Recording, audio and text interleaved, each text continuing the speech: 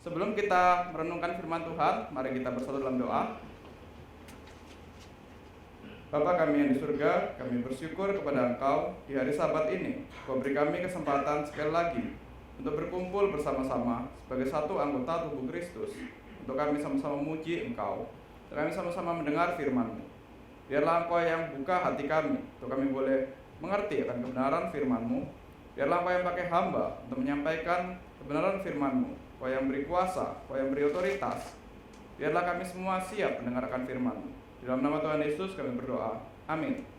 Kita akan melanjutkan eksposisi dari kitab Ibrani. Masih di Ibrani pasal 2 ayat 1 sampai 4.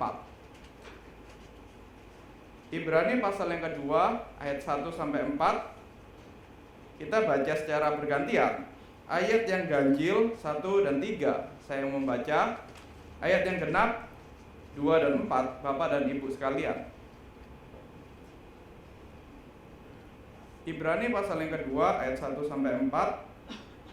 Karena itu harus lebih teliti kita memperhatikan apa yang telah kita dengar, supaya kita jangan hanyut di bawah arus.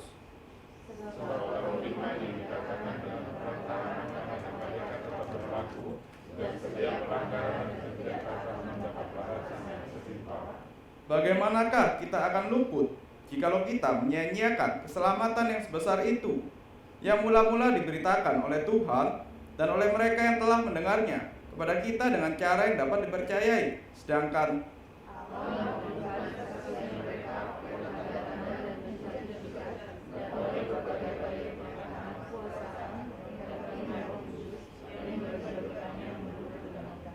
ya, hari ini kita akan fokus membahas terutama ayat yang ketiga. Bagaimanakah kita akan luput jikalau kita menyia-nyiakan keselamatan yang sebesar itu?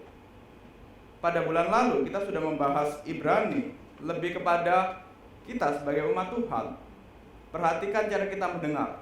Bagaimana kita teliti dalam mendengar firman Tuhan. Bagaimana kalau kita membiarkan diri kita tidak teliti dalam mendengar firman Tuhan, apapun bisa masuk. Bisa kita dengarkan info-info yang di luar firman Tuhan.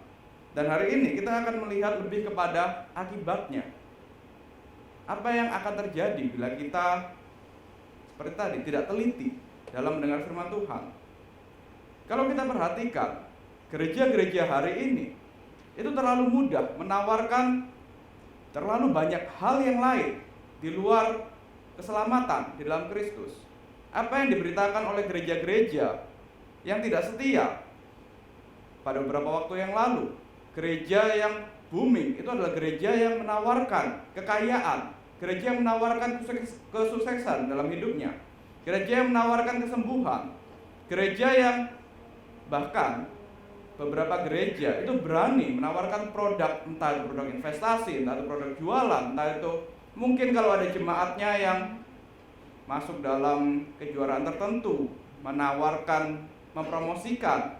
Misalnya zaman dulu ada acara idol-idol begitu, menawarkan ya kita harus ikut voting, kita harus semua keluarkan HP-nya, voting dia. Apa yang ditawarkan oleh gereja?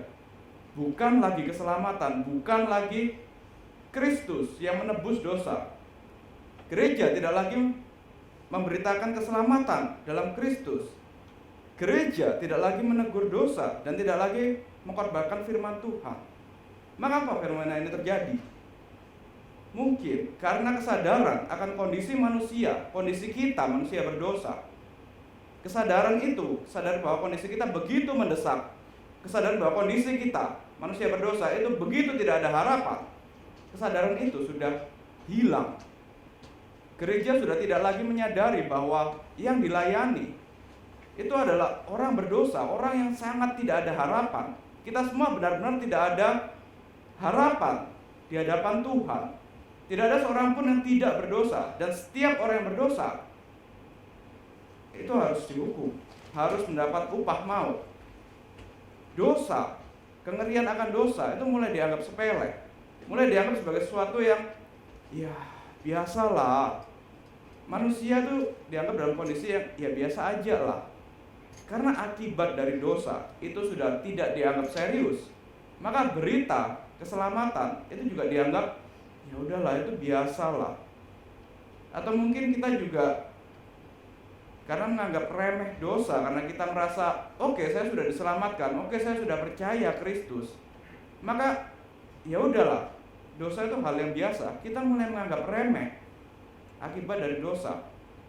Penebusan dosa dianggap lagi tidak penting, dianggap sebagai itu berita yang ketinggalan zaman. Dan gereja mungkin menganggap ini kan berita kuno, ini kan bukan sesuatu yang baru. Gereja hari ini ya harus up to date dong. Kita tahun depan akan ada pemilu, ya kita harus memberitakan ya yang berkait dengan pemilu misalnya. Kita hari ini sedang ada kondisi apapun, ya kita harus ikut dong arus dunia.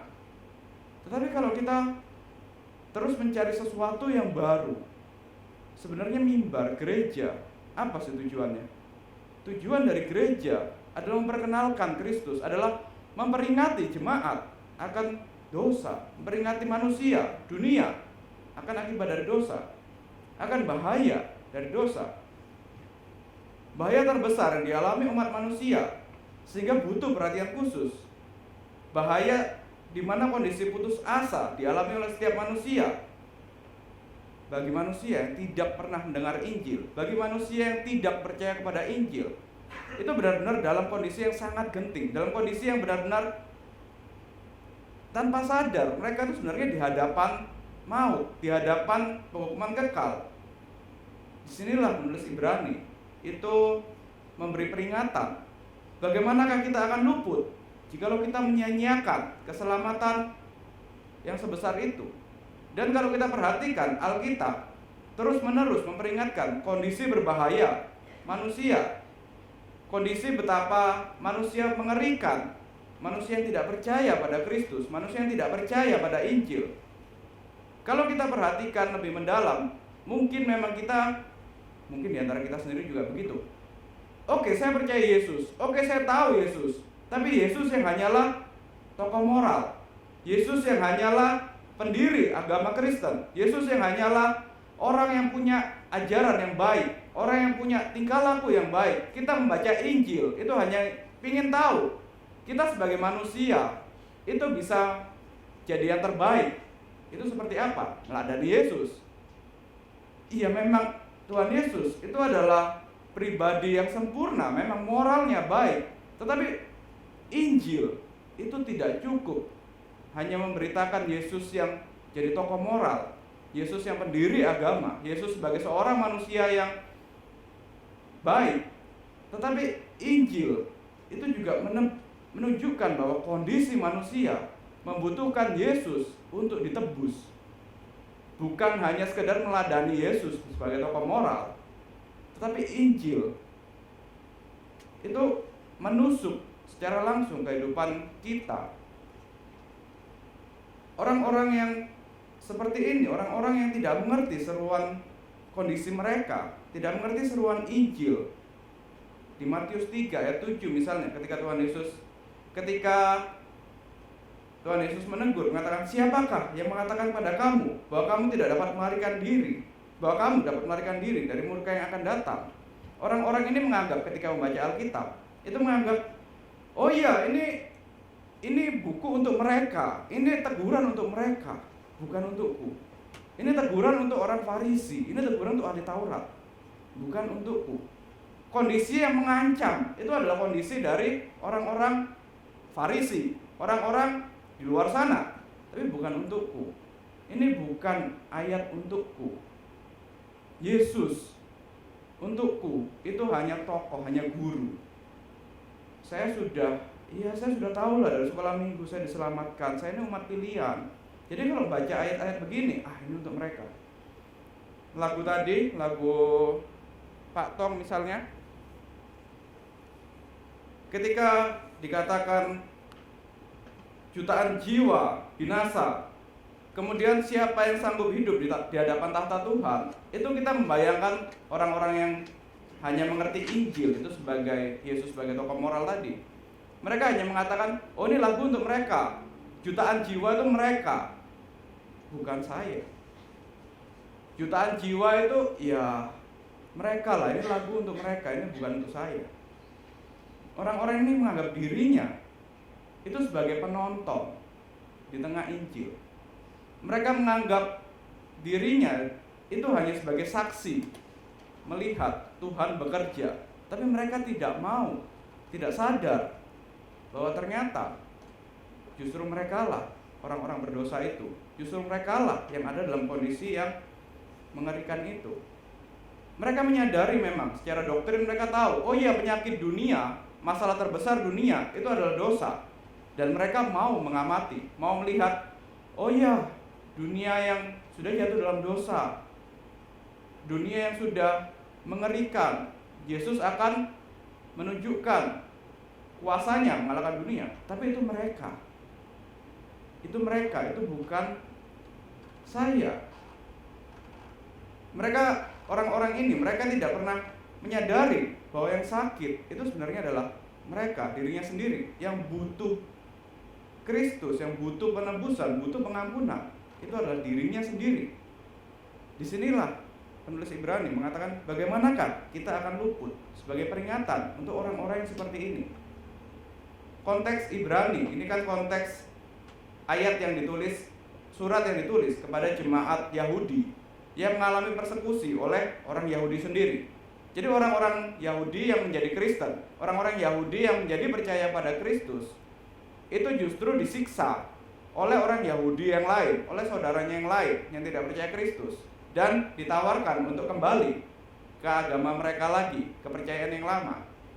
Maka dari itu, kalau kita baca Ibrani, ini ada kesan penulis Ibrani ini sebenarnya percaya keselamatan itu anugerah Tuhan yang kekal, atau kita bisa kehilangan keselamatan. Ada kesan seperti kita bisa murtad. Tapi nanti kita akan lihat secara lebih mendalam, sebenarnya bukan itu maksud penulis Ibrani. Jadi ini adalah peringatan bagi orang-orang yang terancam untuk meninggalkan Kristus, bagi orang-orang yang terancam untuk berpaling dari Kristus. Dan yang mengerikan, seperti bulan lalu, kalau kita bahas di ayat yang pertama, supaya kita, bagian yang B, ayat 1b, supaya kita jangan hanyut di bawah arus. Kata hanyut di bawah arus, ini bukan menunjukkan ombak yang besar, yang langsung seperti ombak tsunami, langsung menyapu rata semuanya. Tapi hanyut itu lebih kepada bahasa Inggrisnya drifting away. Hanyut itu pelan-pelan, sedikit demi sedikit, itu menjauh, sedikit demi sedikit terbawa oleh justru ombak yang kecil, oleh arus yang kecil, drifting away. Jadi kalau kita mengartikan hanyut itu sebagai kita yang berpaling dari Kristus, ternyata bagi penulis Ibrani itu bukan dosa besar yang membuat kita berpaling dari Kristus. Bukan dosa besar seperti misalnya dosa menyangkal Kristus, atau dosa menghina Tuhan, atau dosa korupsi dana miliaran, dosa persinahan, atau dosa apapun, membunuh, mencuri. Bukan dosa-dosa besar seperti itu, tapi justru dosa-dosa kecil, justru hal-hal yang kita anggap sepele, hal-hal yang kita anggap biasa saja, hal-hal yang kita anggap ya udahlah, itu cuman hal yang lumrah, yang kita anggap nggak terlalu masalah, nggak usah kita perhatikan. Justru dari hal-hal yang kecil itu, sedikit demi sedikit membawa kita menjauh dari Kristus, yang oleh penulis Ibrani bahkan dikatakan kehilangan keselamatan. Dosa kecil seperti ya sekedar nganggap sepi firman Tuhan, nganggap ya udahlah firman Tuhan sampai lalu lah. Sekarang mendengarkan, setelah pulang 10 menit lagi melupakan. Gak usah kita praktekkan benar-benar firman Tuhan, gak usah kita setiap hari baca Alkitab, gak usah kita berdoa. Hal-hal yang kecil kayak gitu aja, hal-hal yang sederhana. Ya bolehlah sekali-sekali berbohong, atau kalau dalam pelayanan bolehlah sekali-sekali saya diperhatikan, bolehlah sekali-sekali saya ambil kredit dari pelayanan, bolehlah sekali-sekali saya dipuji, bolehlah. Hal-hal yang kecil justru bukan hal-hal yang kita benar-benar menolak Tuhan. Justru itulah yang menjadi ancaman bagi jemaat Ibrani, ancaman bagi umat Kristen, bagi kita hari ini. Justru ini yang berbahaya, yang dapat dosa yang kecil, yang kita anggap lumrah, justru itu yang bisa membuat kita menjauh dari keselamatan. yang membuat kita luput dan menyia-nyiakan keselamatan. Jadi penulis Ibrani ini memberikan peringatan yang sangat keras. Kita juga harus merenungkan kenapa penulis Ibrani memberikan peringatan yang sangat keras. Kembali lagi, karena akibat dari dosa itu begitu mengerikan. Penulis Ibrani itu mengerti kondisi manusia, mengerti manusia dalam penciptaan itu berbeda dengan ciptaan yang lain. Manusia diciptakan oleh tangan Tuhan sendiri, kemudian diberi jiwa oleh nafas Tuhan sendiri. Berbeda dengan ciptaan yang lain. Ciptaan yang lain itu ketika dia sudah meninggal, nggak ada yang tersisa. Tapi manusia yang diberi oleh Tuhan kehidupan, itu ada unsur kekalnya. Minggu depan kita akan masuk dalam speak membahas jiwa, asalnya dari mana, endingnya dari mana. Kita akan menyadari kalau itu adalah kekal. Dan seperti tadi, orang-orang yang cuma sekedar menganggap dirinya sebagai penonton, itu akan suka untuk ikut speak seperti ini, akan suka untuk belajar seperti ini, menulis, mencatat setiap apa yang diajarkan, teorinya, tulisannya ya jiwa ini dari ini ke ini, udah. Tapi tidak menyadari kalau itu sebenarnya adalah menyangkut diri kita sendiri. Kemana kita? Dari mana asalnya kita? Apa yang menjadi ending kita di akhirnya? Ini yang diperingatkan oleh penulis Ibrani. Manusia, jiwa manusia itu kekal. Maka ketika kita memberikan sedikit celah kepada dosa dan kita benar-benar pada akhirnya drifting away, menjauh dari keselamatan, menjauh dari Tuhan, akibat yang ditimbulkan itu kekal. Kita akan kembali kepada Tuhan yang mencipta kita. Kita akan kembali menghadap kepada Tuhan. Kita harus mempertanggungjawabkan kehidupan kita di hadapan Tuhan. Kemudian kita dalam pertanggungjawaban itu di hadapan Tuhan, apa yang kita pertanggungjawabkan, apa yang kita katakan, apa yang kita jawab ketika kita kembali kepada pencipta kita. Ternyata kedapatan kita menjauh dari Tuhan, kedapatan kita sudah meninggalkan anugerah keselamatan itu. Akibatnya hukuman kekal, maut kekal, itu yang akan kita alami.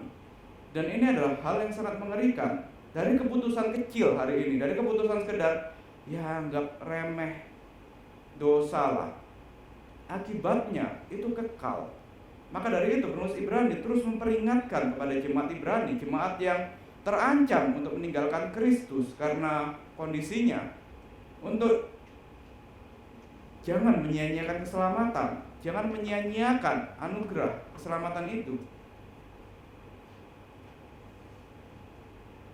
Jadi kita perlu mengawasi kondisi kita hari ini.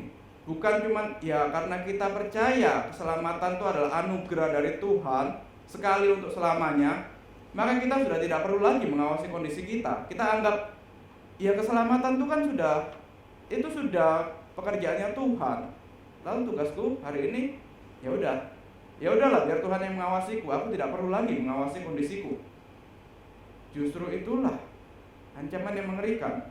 Jadi kita perlu mengawasi kondisi kita. Kita harus menyadari bagaimana kita melihat diri kita sendiri. Kita juga harus menyadari bagaimana Alkitab melihat diri kita, dan bagaimana Tuhan itu melihat diri kita. Kita harus terus bertanya, kita harus terus menyadari bagaimana kita memandang diri kita. Apakah kita menganggap diri kita cukup baik? Apakah kita menganggap diri kita cukup mengenal Tuhan sehingga kita tidak perlu lagi menaruh perhatian lebih kepada firman Tuhan? Oh iya, saya sudah tahu karya Tuhan menyelamatkan saya. Ya udahlah, kalau gitu udah nggak perlu mengenal Tuhan lagi, sudah tidak perlu baca Alkitab lagi, sudah tidak perlu serius belajar doktrin. Toh, ya saya sudah diselamatkan. Atau kita merasa kita sudah mengenal Tuhan sehingga kita nggak perlu kasih perhatian yang cukup pada firman Tuhan? Apa kita sudah merasa layak di hadapan Tuhan? Apakah kita terus-menerus memperhatikan cara kita mendengar, memperhatikan tindakan kita agar tidak jatuh dalam dosa? Bagaimana kita memandang diri kita sendiri? Apakah kita menganggap diri kita benar-benar sudah layak Dan kemudian bagaimana Alkitab memandang diri kita? Kita bertanggung jawab dalam hidup di dunia ini. Selama Tuhan beri hidup, selama Tuhan beri kesempatan, itu adalah tanggung jawab kita. Dalam setiap detik, dalam setiap kesempatan kita hidup, setiap tindakan kita dilihat, setiap tindakan kita diingat oleh Tuhan. Dan kita harus mempertanggungjawabkannya. Bukan cuma saat ini, tapi juga nanti dalam penghakiman kekal, dalam penghakiman akhir nanti. Tindakan kita dipertanggungjawabkan di hadapan Tuhan. Kita harus menjelaskan setiap tindakan kita di hadapan Tuhan. Ketika nanti kita berjumpa dengan Tuhan, kita memberi pertanggungjawaban tindakan kita. Tuhan yang telah berbicara hari ini, setiap waktu, setiap saat kepada kita melalui firman-Nya. Tuhan yang telah memberikan putra tunggalnya, bahkan untuk berbicara, bahkan untuk menunjukkan bahwa anugerah keselamatan itu tersedia bagi kita. Kemudian kita menganggap sepi itu, kemudian kita menganggap remeh itu, atau kita merespon dengan baik, itu semua akan dipertanggungjawabkan di hadapan Tuhan. Dan kembali lagi kita memikirkan, ya keselamatan itu kan anugerah Tuhan. Ya udahlah, kenapa kita harus memperhatikan hidup kita lagi? Kenapa kita harus memperhatikan cara kita mendengar firman Tuhan? Kalau kita baca Alkitab, bahkan tokoh-tokoh raksasa iman, tokoh-tokoh orang terdekat dari Tuhan, orang-orang kesayangan Tuhan sendiri, itu juga tidak luput dari mereka sekedar menganggap remeh, sekedar tidak menjaga hidupnya, tidak menjaga dirinya sedikit aja dari mendengar firman Tuhan, dari teliti dalam mendengar firman Tuhan. Ternyata akibatnya juga mengerikan. Orang-orang seperti Musa, orang-orang seperti Daud.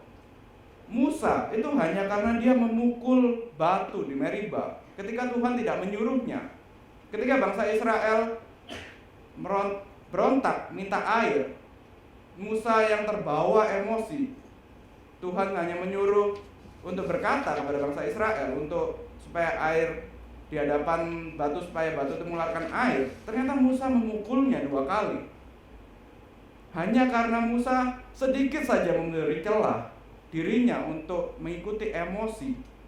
Dia tidak menjaga dirinya terhadap dosa. Hanya karena sedikit dosa seperti itu, sedikit aja dia membayarkan dirinya di bawah arus. Akibatnya cukup besar bagi Musa. Dia tidak bisa masuk tanah Kanaan. Dia yang sudah memimpin bangsa Israel 40-an tahun, justru harus melihat Kanaan itu di depannya, tapi dia tidak bisa masuk dalam tanah perjanjian yang selama bertahun-tahun menjadi visi, menjadi mimpinya.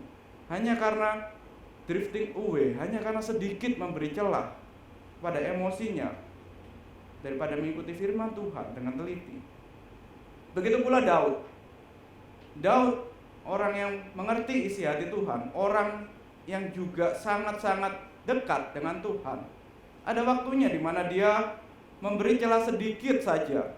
Dia tidak menjaga dirinya. Sedikit saja dia memberikan dirinya istirahat karena dia ada masalah, mungkin juga dia menganggap sudah perang mungkin sudah tidak terlalu penting atau apapun. Kemudian dia tidak maju di medan perang. Justru karena masalah kecil aja dia kemudian melihat Batsyeba, kemudian dia bersinah, dan kemudian itu menjadi dosa yang besar di mana dia harus membunuh suami Batsyeba, dia harus berbohong, dia harus melakukan banyak dosa yang lain hanya karena tadi sedikit saja. Dan kalau kita lihat di Mazmur 51, betapa menderita jiwa Daud ketika dia menyadari kalau dia berdosa. Dari sedikit saja dia membiarkan dirinya lengah, ternyata dia sudah menjauh dari Tuhan sedemikian parah. Sudah menjauh dari Tuhan sedemikian jauhnya.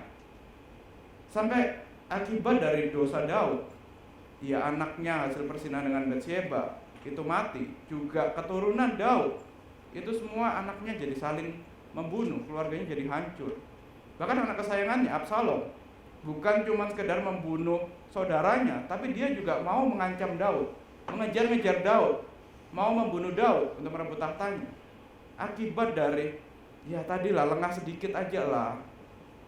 Kita nggak perlu terlalu memperhatikan dosa-dosa kecil lah. Toh ini cuma dosa kecil. Toh aku sudah ikut Tuhan lebih banyak, aku sudah melakukan banyak untuk Tuhan. Justru kayak gitu. Akibatnya mengerikan. Tanpa sadar dari dosa kecil, ternyata begitu sudah sadar, itu menjauh dari Tuhan, yang bahkan terancam kehilangan keselamatan. Kembali lagi, memang kita percaya keselamatan kita itu berdasarkan pada kesetiaan Tuhan, berdasarkan pada pemilihan Tuhan dari kekal, berdasarkan pada anugerah Tuhan yang tidak dapat dibatalkan. Tuhan memilih sebagian, Tuhan memilih kita untuk diselamatkan. Maka ketika kita dapat anugerah keselamatan, sekali kita percaya Yesus Kristus sebagai Tuhan dan Juru Selamat, anugerah itu akan terus kita nikmati karena janji setia Tuhan. Sekali kita diselamatkan, kita tidak akan kehilangan keselamatan. Tetapi ini bukan berarti kita meremehkan dosa.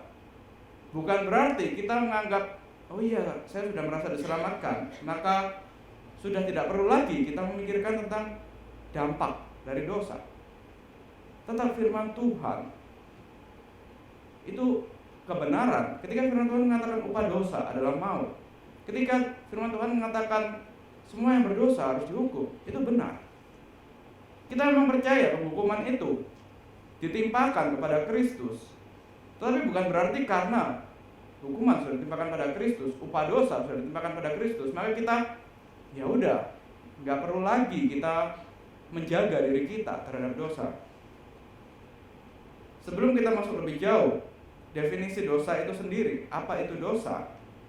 Kita semua tahu, dosa itu adalah rusaknya relasi kita dengan Tuhan, suatu relasi yang rusak, dan status kita yang, kembali lagi, status yang bergeser. Justru bukan bergeser yang terlalu besar, 180 derajat, mulai dari bergeser sedikit. Status kita yang tadinya, status umat manusia yang tadinya itu dekat dengan Tuhan, justru bergeser sedikit menjadi menjauh dari Tuhan. Kalau kita perhatikan dari awal, Hawa, bukankah Hawa ular, iblis dalam bentuk ular, menggoda Hawa? Itu menggoda dengan menggeser sedikit aja firman Tuhan. Bukan langsung mengajarkan Hawa untuk menolak firman Tuhan, tapi menggeser sedikit aja firman Tuhan. Dan akibatnya seluruh keturunannya jatuh dalam dosa. Seluruh Adam berdosa dan keturunannya jatuh dalam dosa. Kembali lagi, saya mengutip Pendeta Stephen Tong dalam bukunya Dosa, Keadilan, dan Penghakiman. Dia menunjukkan sifat-sifat dosa itu apa saja. Ada 6 sifat dosa yang kecil, dosa yang sehari-hari kita jalani, yang begitu mudah untuk membawa kita bergeser dari Tuhan. Pertama adalah pikiran yang bebal. Kebebalan itu adalah dosa. Seorang yang tidak mau dikoreksi, seorang yang terus membangkang, seorang yang terus mengagungkan pikirannya sendiri. Orang yang seperti ini adalah orang yang berbuat dosa. Ya, kita tidak imun terhadap hal seperti ini. Setiap hari justru kita gampang jatuh dalam dosa kebebalan. Di sini ada beberapa remaja dan pemuda. Biasanya kita menganggap diri kita sudah cukup dewasa, sudah cukup besar. Maka kita diajar oleh firman Tuhan. Kita diajar mungkin juga oleh orang tua kita yang sesuai firman Tuhan. Kita menganggap, enggak lah, aku sudah besar. Itu juga kebebalan, dan justru itu adalah dosa yang lebih sedikit demi sedikit akan menjauhkan kita dari Kristus. Kemudian yang kedua, kecongkakan. Ketika kita menganggap diri kita cukup baik, kita cukup mengerti Tuhan, kita cukup bermoral baik, kita mulai menganggap sepi anugerah Tuhan. Kita mulai menganggap, oh iya, saya tahu kok doktrin yang keselamatan itu seperti apa, Ordo Salutis itu seperti apa.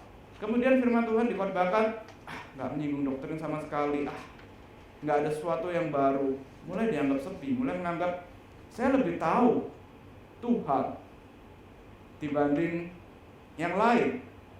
Justru disitulah kecongkakan, disitulah kita justru sedikit demi sedikit menjauh dari firman Tuhan, menjauh dari memperhatikan Tuhan. Mulai menganggap sedikit demi sedikit, dari awalnya merasa, oh iya, saya tahu doktrin, lama-lama menjadi, ya udahlah, saya cuma maunya doktrin, bukan firman, bukan apa yang Alkitab katakan, tapi doktrin aja. Mulai menganggap, ya kita tidak perlu Tuhan, saya tidak perlu Tuhan, saya cuma perlu doktrinnya aja.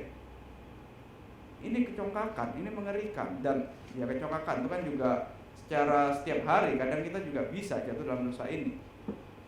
Kemudian yang ketiga, kurangnya iman. Kalau kita baca Roma pasal 13 ayat yang terakhir, itu menjelaskan bahwa apapun yang kita lakukan, baik itu makan, minum, melakukan segala sesuatu, itu harus dengan iman. Jikalau kita tidak beriman, maka kita berdosa. Segala sesuatu dilakukan harus dengan iman, dengan percaya dari Tuhan, pemberian dari Tuhan, anugerah dari Tuhan. Kemudian yang keempat, dosa itu berarti tidak benar dan tidak adil. Segala sesuatu yang tidak benar dan tidak adil itu berdosa. Kalau kita memikirkan dari 3 dan 4 aja, kita melakukan segala sesuatu, apakah benar? Kita melakukan segala sesuatu itu dengan penuh iman. Kadang kita tetap ada kan perasaan keraguan-keraguan, tetap ada kan makan, minum, itu kita menganggap sebagai hal yang biasa saja. Kemudian perbuatan yang tidak benar, perbuatan yang tidak adil. Kita punya, mungkin yang orang tua punya anak, itu bisa memperlakukan anaknya mungkin juga tidak adil, atau mungkin pemilik perusahaan, orang yang jadi kepala perusahaan mungkin juga bisa melakukan tindakan yang ya bisa jatuh dalam ketidakadilan. Apapun yang kita lakukan, kita bisa jatuh dalam ketidakbenaran. Ini justru dosa-dosa kecil, dosa-dosa yang kita anggap remeh lah. Toh saya tidak menghujat Tuhan, toh saya tidak menyangkal Kristus. Tapi justru dosa-dosa inilah yang membuat kita drifting away, membuat kita sedikit demi sedikit meragukan firman Tuhan, sedikit demi sedikit menjauh dari Kristus. Kemudian yang kelima, kalau kita buka Yakobus 4 ayat 17, mari kita buka.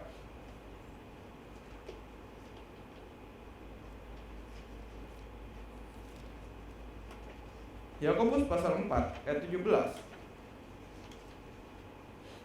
Jadi jika seorang tahu bagaimana ia harus berbuat baik, tetapi ia tidak melakukannya, ia berdosa. Kita tahu apa yang harus kita lakukan, perbuatan baik yang harus kita lakukan, tapi kita tidak melakukannya.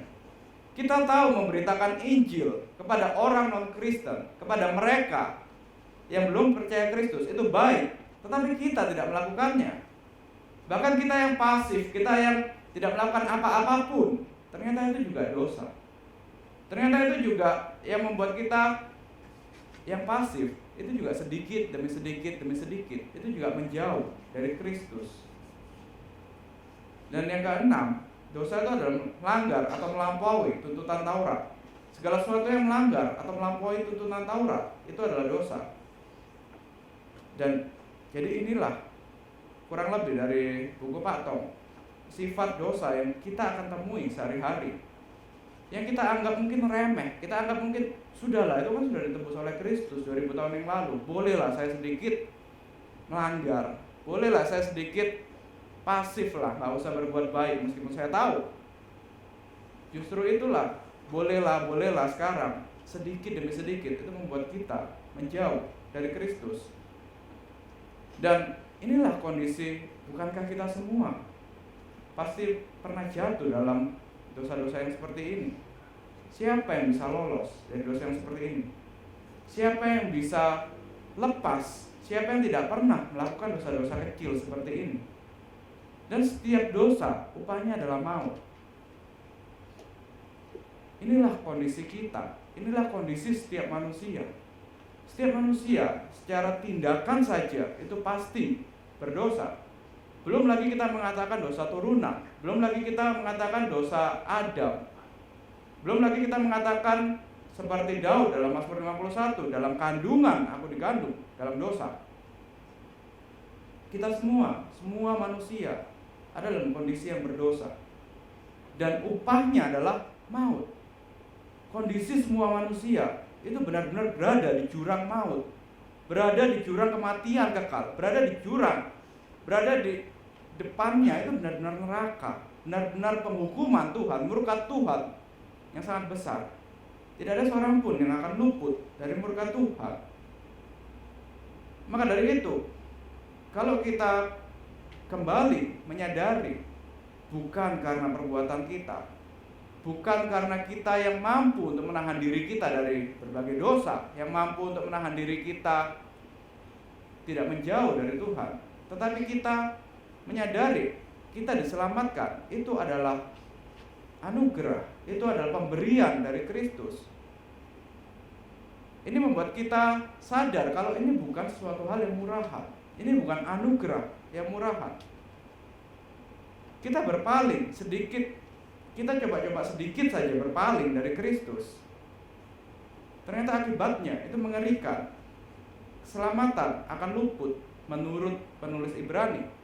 Sedikit saja kita mengizinkan diri kita untuk, udahlah kondisiku susah, dalam konteksnya jemaat Ibrani, bolehlah aku sedikit saja, enggak, sedikit aja aku berpaling dari Kristus. Akibat yang terjadi itu mengerikan. Tentu penulis Ibrani itu tidak bertentangan dengan ajaran Calvin. Calvin yang mengatakan keselamatan berdasarkan pemilihan Allah, berdasarkan anugerah Allah, keselamatan itu tidak akan gagal. Sekali selamat, tetap selamat. Tetapi penulis Ibrani itu memberikan peringatan yang sangat keras untuk menyadarkan jemaat, untuk menyadarkan kita. Meskipun kita tahu keselamatan itu anugerah Tuhan, tapi apakah benar kita secara pribadi, iman kita benar-benar menyandarkan keselamatan kita pada Kristus? Atau jangan-jangan kita masih ada unsur, ya Kristus dan saya lah, saya bisa melakukan sesuatu, saya bisa lepas lah dari dosa dengan usaha saya sendiri. Penulis Ibrani memberi peringatan ini untuk mereka yang ragu, itu agar segera datang kepada Kristus. Mereka yang sudah percaya kepada Kristus, agar tidak membiarkan diri mereka itu menganggap sepi anugerah ini, menganggap anugerah ini sebagai anugerah yang murahan, menganggap firman Tuhan sebagai firman yang murahan, yang bisa ditukar begitu saja dengan kondisi tekanan, ditukar begitu saja kembali ke iman yang lama. Jadi kita perlu merenungkan, kita perlu memikirkan, apakah kita sungguh-sungguh menyadarkan keselamatan kita pada Kristus yang mati menebus dosa kita dan memberikan kebenarannya kepada kita. Bagi kita yang belum sungguh-sungguh yakin dosanya sudah diampuni dalam Kristus, peringatan ini berlaku agar kita sadar betapa mengerikannya kondisi kita, betapa tidak ada harapannya kita. Untuk kita yang masih ragu, masih merasa, oh iya saya bisa kok lepas dari dosa, saya bisa kok menyandarkan keselamatan berdasarkan diri saya sendiri. Peringatan ini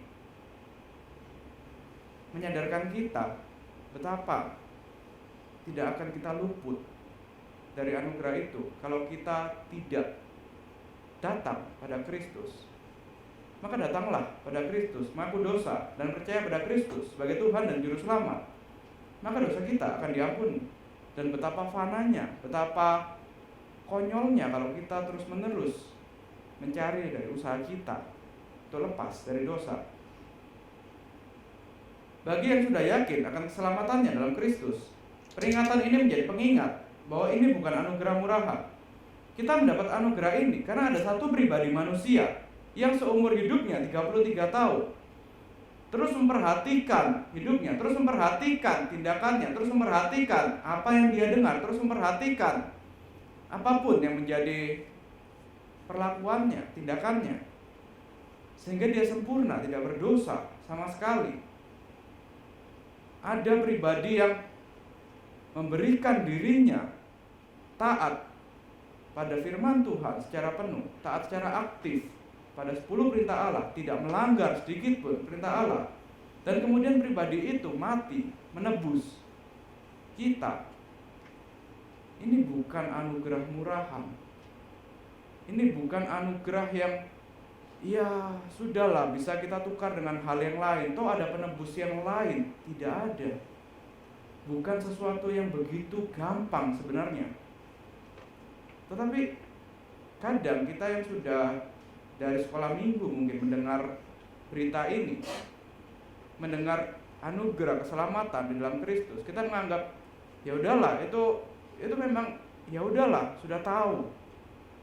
Tapi kita akhirnya menganggap ini sebagai hal yang murah, menganggap ini sebagai hal yang sepi.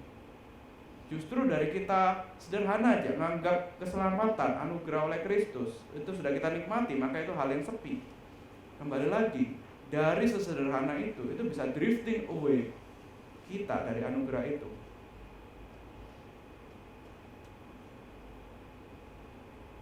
Dan kalau kita akhirnya ternyata memang benar memilih untuk dibawa arus, memilih untuk tidak memperhatikan, tidak menganggap benar-benar serius anugerah itu, bahwa apabila dalam hidup kita ternyata benar kita dibawa arus sedikit demi sedikit menjauh dari Tuhan, mungkin memang kita yang merasa sepi firman Tuhan, menganggap hidup kita ya udahlah, sudah mengerti firman Tuhan, bolehlah sedikit-sedikit berdosa, bolehlah kita drifting away dari Tuhan. Kalau kita sampai membiarkan diri kita seperti itu, mungkin itu cuma perasaan kita diselamatkan. Mungkin kita cuma mencicipi anugerah keselamatan itu, tapi kita tidak benar-benar menikmatinya. Maka dari itu, kita yang percaya kita sudah diampuni, sudah diselamatkan sekali untuk selamanya oleh pengorbanan Kristus, itu justru membuat kita selalu berjaga-jaga, membuat kita selalu awas, selalu memperhatikan cara kita mendengar, selalu memperhatikan tindakan kita. Kalau kita sudah diselamatkan, kemudian justru kita membiarkan diri kita untuk menjauh, membiarkan diri kita untuk jatuh dalam dosa, mungkin keselamatan itu hanya perasaan kita. Maka dari itu, kita yang sempat membiarkan diri kita untuk menganggap sepi firman Tuhan, menganggap remeh anugerah Tuhan, bertobatlah, datanglah kembali kepada Kristus dan percayalah keselamatan dalam Kristus itu bukan anugerah murahan. Dan jangan membiarkan diri kita hanyut di bawah arus. Dan untuk kita yang masih mengandalkan kemampuan diri untuk lepas dari dosa, yang masih belum yakin akan keselamatannya, datanglah pada Yesus, percayalah padanya. Marilah kita berdoa.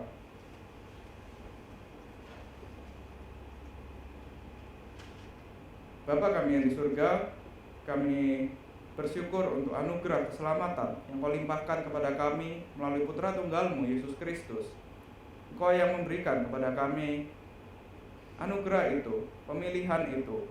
Engkau yang memberikan kepada kami kesempatan untuk kami boleh berdamai dengan Engkau. Tetapi biarlah kami juga bertanggung jawab atas keselamatan yang Kau berikan. Biarlah kami juga bertanggung jawab atas hidup yang Kau berikan.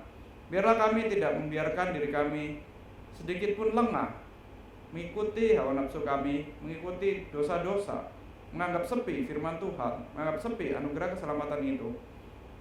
Biarlah kami terus berjaga-jaga menyambut kedatangan Kristus yang kedua, sehingga kami kedapatan setia ketika kami berjumpa dengan Engkau.